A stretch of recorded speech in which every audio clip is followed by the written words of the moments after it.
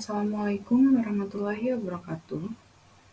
Yang saya hormati Bapak Ibu dosen, yang saya hormati Guru dosen pengampu mata kuliah metodologi penelitian Ibu Nur Hidayati dan Ibu pembimbing penelitian Ibu Afidah Mulyani Tias, serta teman-teman saya yang saya sayangi dan saya banggakan. Pertama-tama, perkenalkan, nama saya Bakri Syifayati dengan NIM D5002089 dari Program Studi Teknik Kimia Universitas Muhammadiyah Surakarta. Di sini saya akan mempresentasikan tentang tugas penelitian saya yang berjudul Pengaruh Variasi Suhu dan Waktu terhadap pemurnian minyak sel dengan menggunakan proses distilasi. Dengan pembimbing Ibu Dr. Insinyur Afidah Mulyani Tias, ST MSc. Masuk ke bagian pendahuluan, di sini akan dijelaskan tentang latar belakang, state of the art, rumusan masalah, tujuan penelitian, dan hipotesis. Latar belakang pada penelitian ini yaitu, pertama, etanol menjadi bahan yang banyak digunakan dalam beberapa tahun terakhir karena fungsinya yang beragam. Fungsi dari etanol contohnya sebagai pelarut organik dan bahan baku pewarna, obat sintesis, bahan peledak, bahan bakar, dan minuman beralkohol. Yang kedua, minyak sel sebagai produk samping dari distilasi etanol dibutuhkan pemurnian lebih lanjut. Mengapa dibutuhkan pemurnian lebih lanjut? Karena minyak sel mengandung propanol, amil alkohol, asam asetat, gliserol, dan asetaldehid yang berdampak negatif pada spesifikasi produk akhir sehingga harus dipisahkan. Yang ketiga, untuk mendapatkan alkohol dengan kadar kemurnian lebih tinggi, dapat dilakukan pemisahan dengan proses distilasi. Proses distilasi ini dipilih karena prosesnya cukup sederhana dalam penggunaannya. Selanjutnya, state of the art. Pada penelitian yang pertama, menggunakan bahan etanol, metodenya distilasi azeotrop dengan entrainer. Entrainer yang dipakai adalah etil asetat. Hasilnya, konsentrasi etanol yang diperoleh 99,80% sebanyak 72 ml. Referensi dari Indati et al. 2021. Dari penelitian ini cukup berbeda dengan penelitian yang akan saya lakukan, karena menggunakan entrainer, sedangkan penelitian yang akan saya lakukan tidak menggunakan entrainer. Untuk penelitian kedua, menggunakan bahan minyak sel, metodenya distilasi bertingkat atau distilasi batch, dengan hasil komposisi isoamil alkohol tertinggi sebesar 21,99% dengan residu sebesar 15 ml dan komposisi N-amil alkohol tertinggi sebesar 3,70% dari total residu sebesar 15 ml. Referensi Purwanti 2016. Penelitian ini cukup sesuai dengan penelitian yang akan saya lakukan, tapi proses distilasinya berbeda karena penelitian ini menggunakan distilasi bertingkat, sedangkan penelitian yang akan saya lakukan adalah menggunakan distilasi vakum. Untuk penelitian yang terakhir, bahan yang digunakan adalah minyak nilam, metodenya distilasi vakum, hasilnya kadar kemurnian pacoli alkohol tertinggi yang dapat diisolasi dari minyak nilam adalah 100%. Referensi dari Yunus et al. 2021. Penelitian yang terakhir sudah cukup sesuai, tetapi dengan bahan yang berbeda. Untuk penelitian yang akan saya lakukan menggunakan minyak sel, sedangkan pada penelitian ini adalah minyak nilam. Untuk analisis sampelnya juga sama, yaitu menggunakan metode analisis GCMS. Selanjutnya, untuk rumusan masalah dari penelitian saya ada dua. Yang pertama, bagaimana proses distilasi yang dilakukan pada minyak sel agar didapatkan alkohol dengan kemurnian yang lebih tinggi. Yang kedua, bagaimana pengaruh suhu dan waktu pada pemurnian minyak sel menggunakan proses distilasi. Selanjutnya, tujuan dan hipotesis.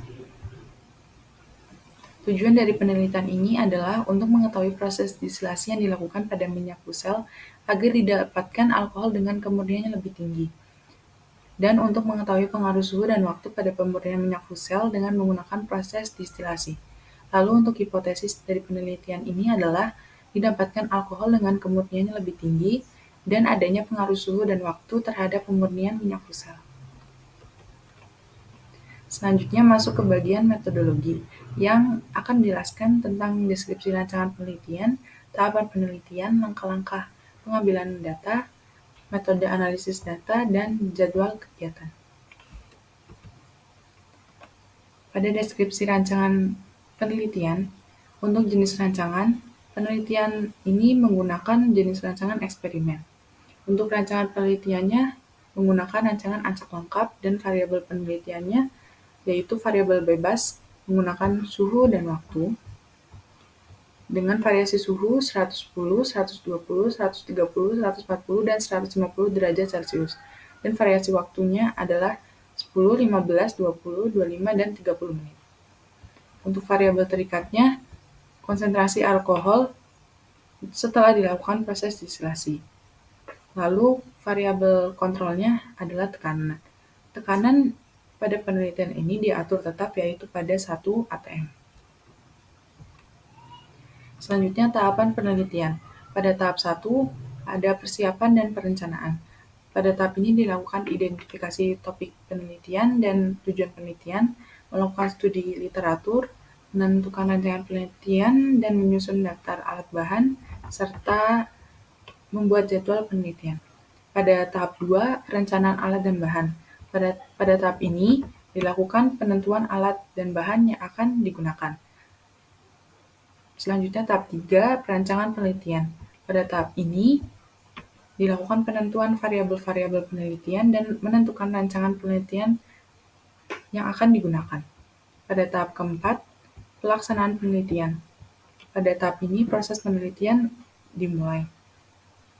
Pada tahap kelima, pengumpulan dan analisis data. Pada tahap ini dilakukan pengumpulan data dari hasil percobaan penelitian dan dianalisis menggunakan metode ANOVA. Selanjutnya untuk langkah-langkah yang dilakukan untuk pengambilan data yaitu 1. Persiapan alat dan bahan. Rangkaian alat distilasi dan bahan minyak usel. Pada persiapan alat dan bahan, rangkaian alat yang digunakan yaitu rangkaian alat distilasi vakum dan bahan yang digunakan adalah minyak usel sebanyak 10 liter. Yang kedua, proses distilasi. Pemisahan minyak usel dengan proses distilasi ini berlangsung jika campuran dipanaskan dan sebagian komponen volatil menguap naik dan didinginkan sampai mengembun di dinding kondensor.